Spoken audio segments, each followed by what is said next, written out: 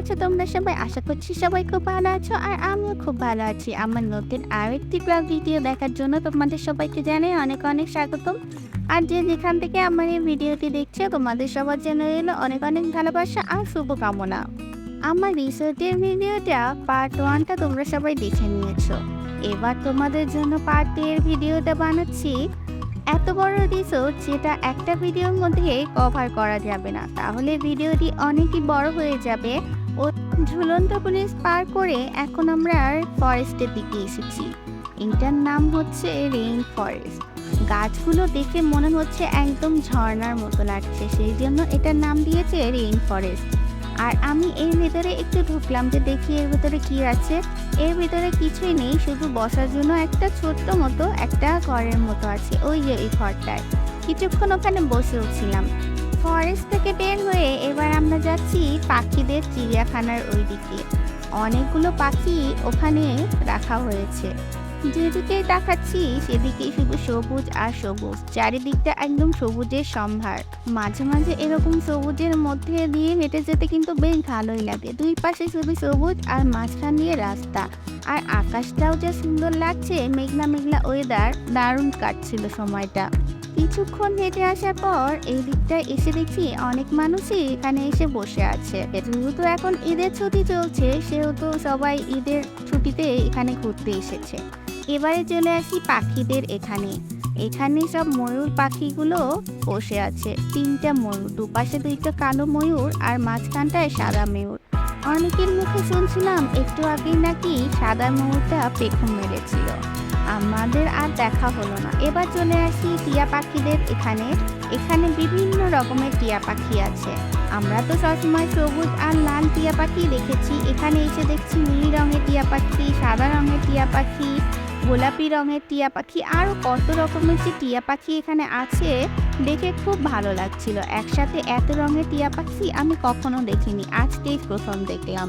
পাখিগুলোকে দেখে সান্নিধ্য ভীষণ মজা পাচ্ছিল। এত পাখি ওই একসাথে কখনোই দেখেনি। এবারে একটা বড় টিয়া পাখির এখানে চলে আসলাম। টিয়া পাখিটা অনেক বড় ছিল আর টিয়া পাখিটাকে কিছু একটা খেতে দিয়েছে কেউ, মনে হয় সেটাই ওই খাচ্ছিল। দেখতে বেশ ভালো লাগছিল। এই টিয়া পাখিটা নাকি কথাও বলতে পারে, তবে আমরা অনেকক্ষণ ধরে চেষ্টা করলাম কথা শোনার জন্য, কিন্তু একটা কথাও বললো না। এই পাখি দেখা শেষ আমাদের। এবারে আমরা সুইমিং পুলের দিকেই রওনা দিয়ে দিয়েছি, কিন্তু সুইমিং পুলটা ছিল ওই দিকে একদম ব্রিজের ওই পারে, আর আমরা ব্রিজে এই পারে চলে এসেছি, তাই কিছুক্ষণ আমাদের হাঁটতে হবে, তারপরে সুইমিং পুলে যেতে হবে। এরকম খোলামেলা পরিবেশে আর গোধূলি লগ্নে হাঁটতে কিন্তু বেশ ভালো লাগছিল।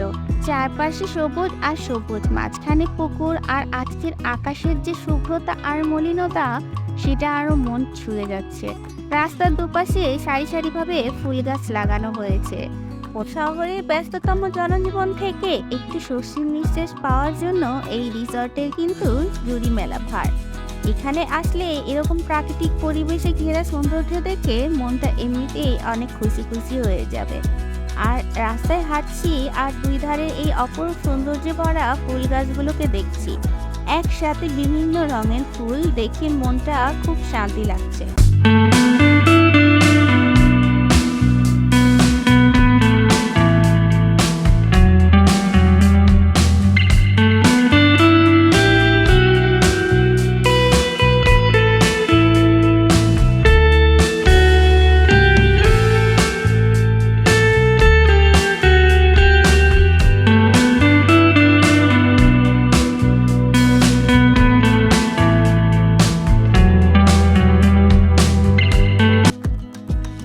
কিছু দূর হেঁটে আসার পর চোখ পড়লো এই আমের গাছটার দিকে।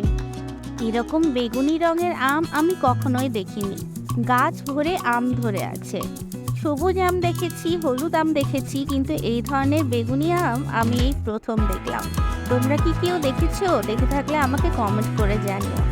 আমটা দেখে বেশ ভালো লাগছিল আমার, মনে হচ্ছিল একটা পেরে যদি খেতে পারতাম, কিন্তু গাছে তো হাত দেওয়া বারণ, সেজন্য আর পারা যাবে না। এবারে আমরা বাস্কেট কোর্টের দিকে চলে এসেছি। এই পাশে বাস্কেটবল খেলা হয় আর এই দিকটা একদম সবুজে ঘেরা মনোরম পরিবেশ। লাগোয়া কিছু কটেজও রয়েছে দেখতে পাচ্ছি, আর কোথাও বসার জন্য কিছু কিছু বেঞ্চও করে দিয়েছে। আর এখানে একটা শিল্পকর্ম করা হয়েছে, সেটার মধ্যে হোটেলের নাম লেখা রয়েছে। পরিষ্কার পরিচ্ছন্নতা নিয়ে এই রিসর্টে জুড়ি মেলা ভার, কোথাও এক টুকরো কাগজও পড়ে নেই। অনেক টুরিস্টই আসছে এখানে, অনেকে এসে অনেক কিছু নোংরা টোংরা করছে, কিন্তু সাথে সাথে সেগুলোকে পরিষ্কার করা হচ্ছে। আর এই শিল্পকর্মটা দেখে আমার বেশ ভালো লাগছিল। এটা সম্পূর্ণ মাটির তৈরি, তার মধ্যে SKS ইন লেখা রয়েছে। কিছু দূর হেঁটে আসার পর এবার একটা কটেজের সামনে চলে এসেছি।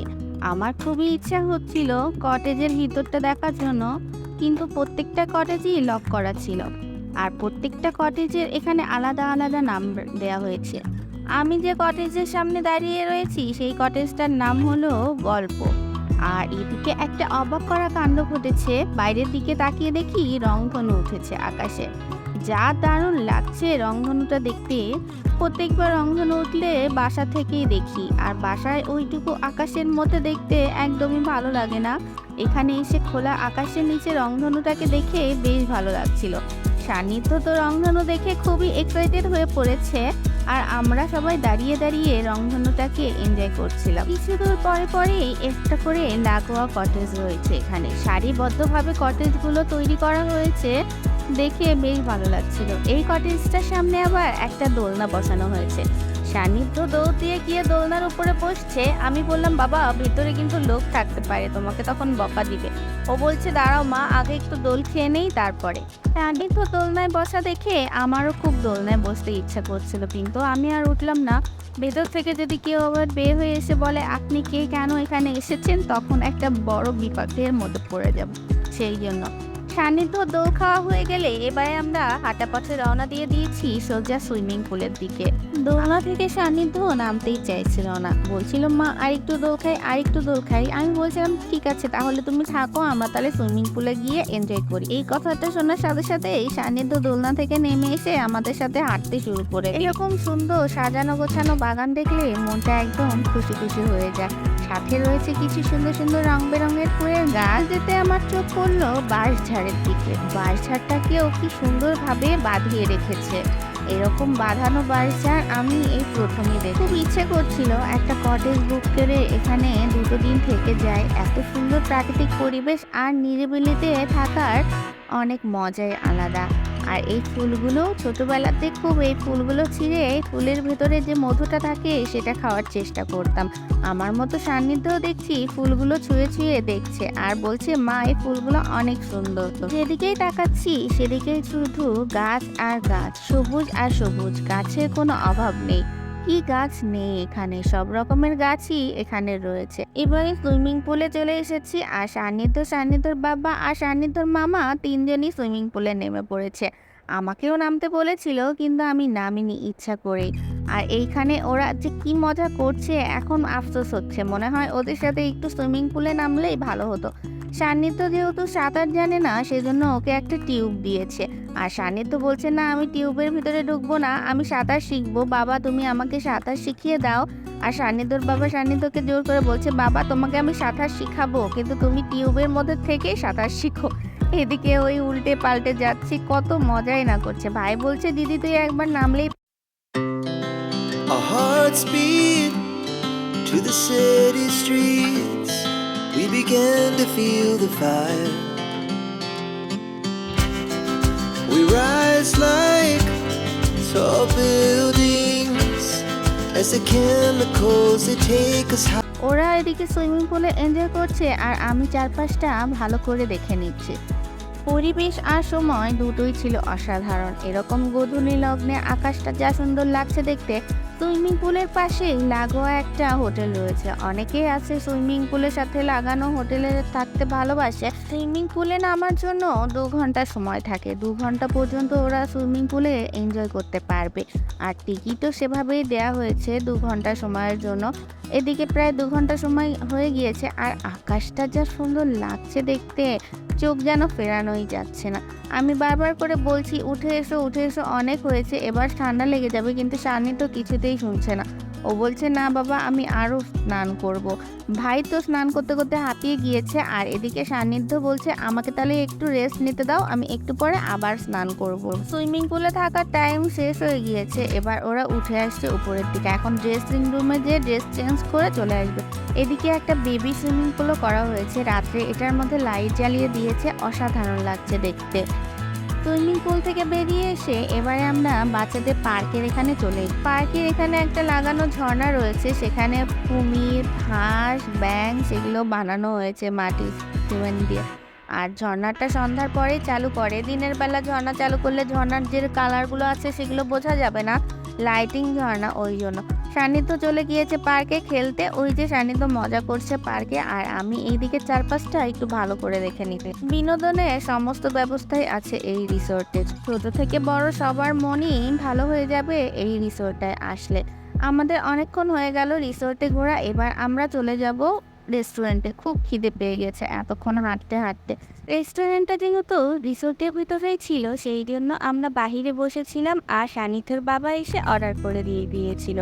আমরা অর্ডার দিয়েছিলাম থাই স্যুপ, এদিকে অন্থন অর্ডার করেছিলাম, আর সান্নিধ্যর জন্য ফ্রেঞ্চ ফ্রাই অর্ডার করেছিলাম।